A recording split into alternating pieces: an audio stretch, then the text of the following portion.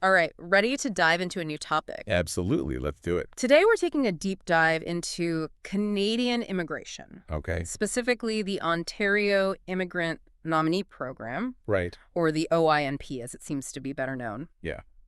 You've provided some materials from the Ontario government website, so I'm guessing Mm. you're interested in maybe making Ontario your new home, Sounds like it. which is a big decision. Huge. Yeah.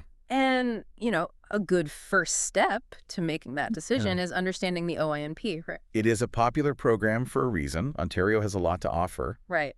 But actually navigating the OINP can feel like, trying to find your way through a maze blindfolded. Oh, I love that analogy. Okay, so let's rip that blindfold right off All right. and start with getting a lay of the land, so to speak. Okay. What are the different pathways that someone can take within the OINP? So imagine the OINP is a house, right? Okay. With two main entrances. Okay. You can enter through express entry, which requires an invitation from the federal government. It's Exactly. kind of like having a special key. Right. The other entrance is through an expression of interest, or an EOI. Okay. And this is where you directly express your interest to immigrate to Ontario. So 2 doors, same house. Exactly. But I'm guessing each door kind of leads to different rooms, or in this case, different streams within the OINP? Exactly. Okay. Each stream has its own set of requirements. Yeah. Eligibility criteria. Okay, I'm starting to get the picture. Yeah. So let's start with this express entry door. Okay. What's the vibe in that part of the house? Who's Ontario inviting in through that entrance? So the express entry system is generally geared towards individuals who already have a strong profile for immigrating to Canada. Okay. These are folks that have likely already gone through a points-based system at the federal level and received a high score indicating that they would be a good fit for Canada in general. So they've already kind of caught Canada's eye, so to speak, right? Yes. But it's not just about being a desirable immigrant in general. Ontario has specific needs, I'm assuming, that they're looking to fill. You've hit the nail on the head. Okay. So while express entry is managed by the federal government, Right. Ontario uses express entry to pinpoint candidates who have skills and experience that align with the province's economic priorities. So what kind of skills are we talking about here? What's in high demand in Ontario these days? So Ontario is a diverse province. It's got a dynamic economy. Right. So their needs are constantly evolving. Sure. But generally speaking, they're Yeah. looking for individuals with skills and experience in sectors like technology, healthcare, skilled trades, Okay. entrepreneurship. And if you have those in-demand skills, you're basically holding that special key to the express entry door, right? In a way, yes. Okay. But it's important to remember that Yes. even with the key, you still need to meet all of the eligibility requirements Right. for whichever stream you're applying to. So it's not a guaranteed entry ticket. So it's more like having the key and making sure you're dressed appropriately Exactly. for the room that you want to enter. Precisely. I like it. And speaking of dress code, Okay. let's talk about those eligibility requirements for express entry. Bye-bye. One of the key factors that Ontario considers is your human capital. Human capital. I mean, it sounds like we're talking about robots here, not Right. people. I know it's a little impersonal, but essentially, human capital just refers to the skills, the knowledge, Okay. and experience that you bring to the table as a potential immigrant. So it's about like assessing your potential to contribute to Ontario's economy and Yeah. society as a whole. Exactly. So is it kind of like your resume come to life, your education, your work experience, Yeah. language skills, all of those things kind of factor into your human capital score? Exactly. And the higher your score, the more competitive you'll be Right. in the express entry pool. So it sounds like a little bit of a numbers game at this stage. To some extent, yes. Okay. But it's not just about the numbers. Right. Ontario also looks at other factors, Like what? like your connection to the province. Do you have Okay. family, friends living in Ontario? Have Right. you studied, worked? These connections can really strengthen your application. So it's not just about what you can offer Ontario, it's also about how well you would integrate into life there. Absolutely. Okay. They want people who want to be there. Right. They want you to actually want to build a life, not just work. Yeah, exactly. That makes a lot of sense. Yeah. But before we move on to that other door, that expression of interest, Okay. I'm curious about something. Yeah. You mentioned that express entry candidates need to meet specific stream requirements. Right. Can you give us some examples of what those streams might look like? Of course. So, as I mentioned, Yeah. Ontario uses the express entry system to target specific skills that are in high demand. Hmm. So, for example, they might have a stream. Specifically for software developers, Okay. another for registered nurses, Hmm. and then yet another for those with experience in advanced manufacturing, something like that. So it's all about aligning your skills with the jobs that need to be filled. And I Yes. imagine these streams can change over time, right? You're absolutely right. Okay. The OINP is designed to be responsive to the, ever-changing demands of the labor market. Exactly. So it's really crucial for any potential applicant to stay up to date on which streams are currently open. Which is where that deep dive research comes in. Exactly. You need to become your own immigration detective, Right. gathering as much information as possible. This is all incredibly helpful. Sure. Okay, so we've covered the express entry door. Okay. What about that other entrance? Yeah. The expression of interest. Right. Who's hanging out in that part of the OINP house? Right. So we've explored the express entry side of things that, special key entrance. But let's wander down the hallway a little bit to that other door that you mentioned, the expression of interest or the OI route. What's the atmosphere like over there? Think of the EOI system as kind of like a bustling marketplace of talent. Okay. Ontario sets up shop, so to speak, Right. and they invite individuals to showcase their skills, their experience, their qualifications. Okay. It's less about having that pre-approved key Right. and more about making a compelling case for why you would be a valuable addition to the province. Okay, so it's a bit more of a proactive approach. Exactly. You're putting yourself out there. You're saying, hey, Ontario, check me out. Yeah. I could be a great fit for your province. Exactly. And just like in any good bustling marketplace, Yeah. there are different sections, or in this case, streams, Okay. tailored to specific groups of people. So instead of browsing for produce or, handmade goods, Right. we're looking at streams for skilled workers, entrepreneurs, maybe even artists. You're getting the right idea. Mhm. They might not have a stream specifically for artists. Okay. You never know. Right. But the EOI system does cater to a wide range of individuals, Right. including those with job offers from Ontario employers, Mm-hmm. recent graduates of Ontario universities, Okay. and people with skills that are, in high demand within the province. So a real mix of experience levels and areas of expertise. Exactly. Let's start with those recent grads. Okay. It seems like Ontario is really rolling out the welcome mat for folks with fresh knowledge from their universities. Yeah. Why is that? It's all part of their strategy to attract and retain top talent. Okay. They recognize the value of investing in young professionals who are equipped with the latest knowledge and skills, Right. and who are eager to contribute to the province's kind of knowledge-based economy. Makes sense. Nurturing homegrown talent, so to speak. Exactly. I know you mentioned that there are actually specific streams for master's and PhD graduates. Right. So what are some of the key things that someone would need to know about those pathways? The biggest difference Yeah. lies in the work experience requirement, Okay. or rather, the lack of one for PhD grads. Oh. If you've earned a PhD from an eligible Ontario university, Right. you actually don't need any prior work experience Wow. to be eligible for that PhD graduate stream. Okay.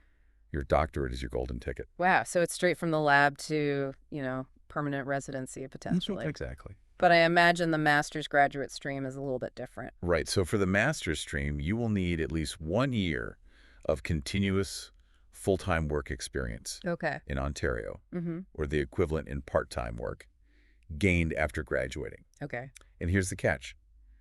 This work experience needs to be in a skilled occupation Okay. that's directly related to your field of study.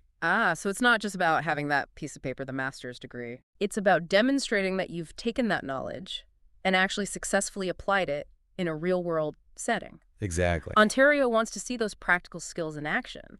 Exactly. They want to know you're work ready Right, and able to contribute Yeah. to the Ontario workforce. It's all about proving you've got what it takes to thrive in Ontario's job market, basically. Exactly. Okay, so that covers the kind of recent grad category. Right. What about those who might be a little further along in their careers? That's where those employer job offer streams come in. Right. We touched on those briefly earlier. And they're a significant part of the EOI system. Yeah.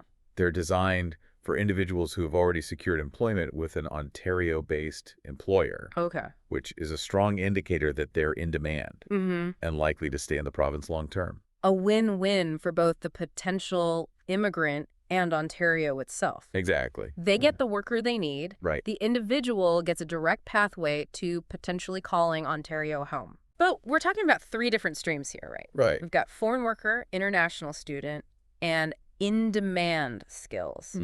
What are the key distinctions there? Let's break it down. Okay. Because while they all revolve around having a job offer, Right. the specifics are crucial. Okay. The employer job offer. Foreign worker stream is the broadest. Okay. It's open to skilled foreign workers with a permanent full-time job offer from an Ontario employer. Okay. And this is key, a skilled occupation. Okay, so skilled being the operative word. Yes. How do you even know if your job falls into that skilled category? That's where the National Occupational Classification NOC system comes in. Okay. It's essentially Canada's way of categorizing jobs based on skill level and type of work involved. Okay. You can actually search for your occupation on the Government of Canada website to see its NOC code and description and whether it aligns with what Ontario is looking for. So essential homework for anyone considering this stream. Exactly. Don't just assume that your job title fits the bill. Double check those NOC codes. Exactly. Yay.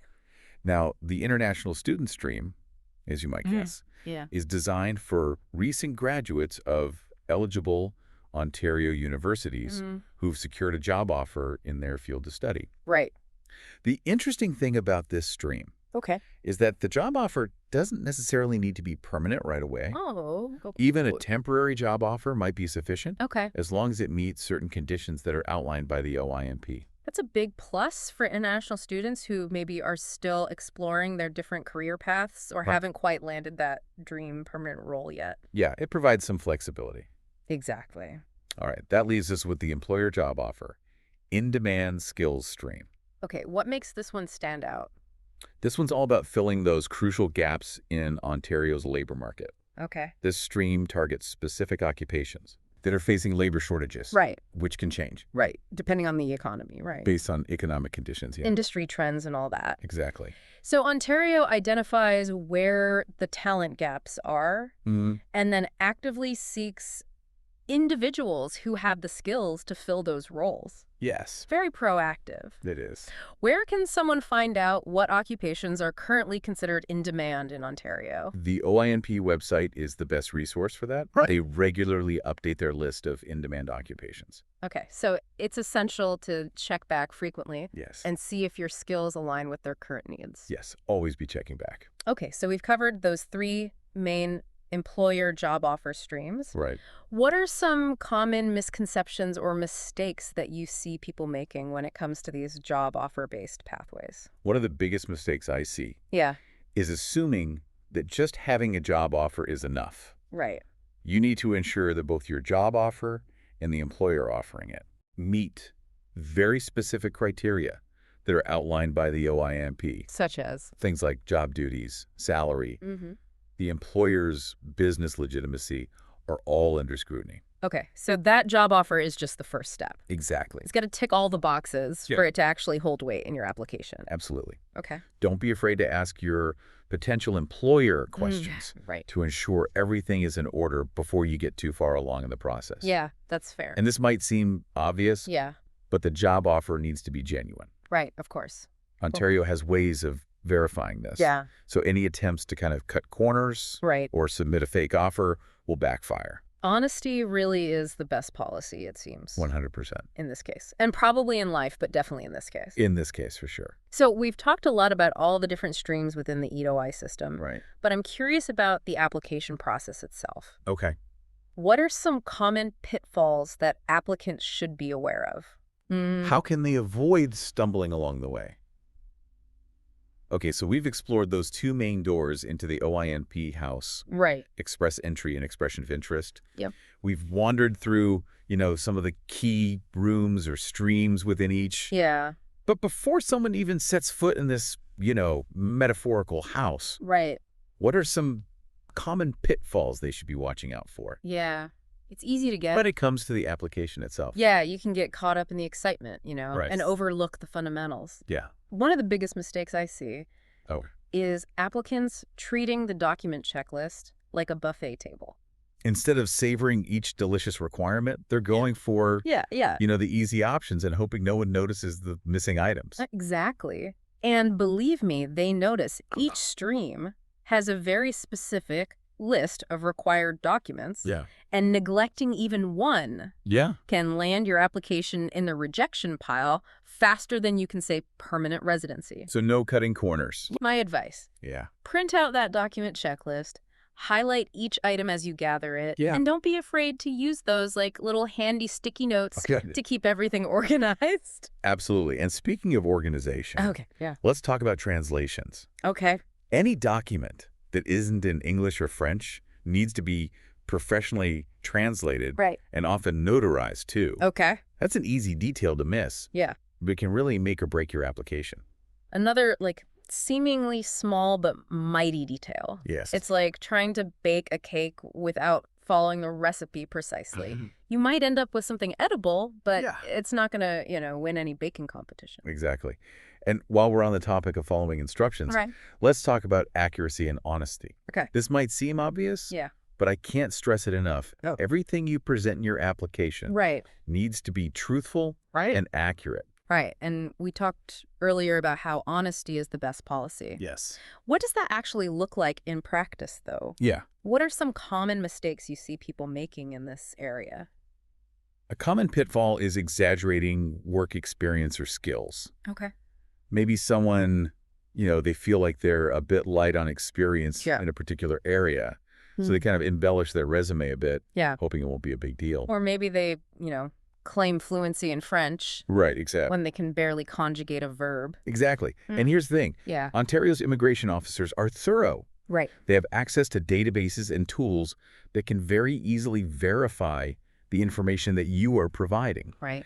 So even a small exaggeration can raise a red flag and jeopardize your entire application. Not worth the risk. Just be truthful, be accurate. Exactly. And if you're unsure about something, always better to err on the side of caution. Yes. And maybe reach out to the OINP for clarification. 100%. Now, let's say you've dotted your I's and crossed your T's. Okay. You sent that application off. Into the digital abyss. Exactly. Okay. What happens next? The waiting game begins. The waiting game? Which I imagine for some people, that waiting game can feel like an eternity. For sure. What's the timeline like? What can someone expect during that waiting period? Patience is a virtue, my friend. Yeah. Especially when it comes to the OINP. Okay. Processing times can vary. Right. Depending on the stream. Sure. The volume of applications they're reviewing. But it's not uncommon to wait several months. Several months. For a decision. Definitely not a quick turnaround. No. But is there any way to kind of track the progress of your application? You're not completely in the dark. Okay. Once you've submitted your application, you get access to the OINP e-filing portal. Okay. This allows you to track the status of your application, see if any documents are missing, receive updates from the OINP, all that good stuff. So it's like having a little window into the process. Yes. You can kind of peek behind the curtain and see what's happening. Think of it as your immigration command center. You can log in, check for updates, manage your communication with the OINP, all in one spot. Very cool. Very cool. However, yes, and this is important, try to resist the urge to contact them every day, asking for updates. Right. They are dealing with a high volume of applications. Yeah, that's fair. And unnecessary inquiries can actually slow down the process. So channel your inner Zen master, practice patience. Yes. And just trust that they will contact you if they need anything. Exactly. Okay. But eventually, that waiting game will end, right, and you will receive that life-changing decision. Approved or refused? Approved or refused, exactly. Okay, so let's start with the best case scenario here. Okay. What happens if your application gets the green light? It's celebration time. Right. Well, almost. If you're approved, you will receive what's called a nomination certificate from Ontario. Okay. This is a very important document. Okay. But it is not the final step. So it's like reaching the summit of one mountain, only to realize there's another peak in the distance. In a way, yes. Okay. But that nomination certificate is your ticket to applying for permanent residency to the, federal government of Canada. Okay, so one final hurdle. Yes. But a significant victory nonetheless. Huge. But let's be real, not every application gets that happy ending. Right. What happens if someone receives a refusal? Is that it? Is that the end of their Canadian dream? Absolutely not. It's definitely disappointing. Sure. But a refusal from the OINP isn't necessarily the end of the road. Okay. First and foremost, don't panic. Okay. Take some time to process the news. Yeah. And importantly, carefully review the refusal letter. Because understanding why your application was refused is key to kind of figuring out your next steps, right? Exactly. The refusal letter will outline the specific reasons for the decision.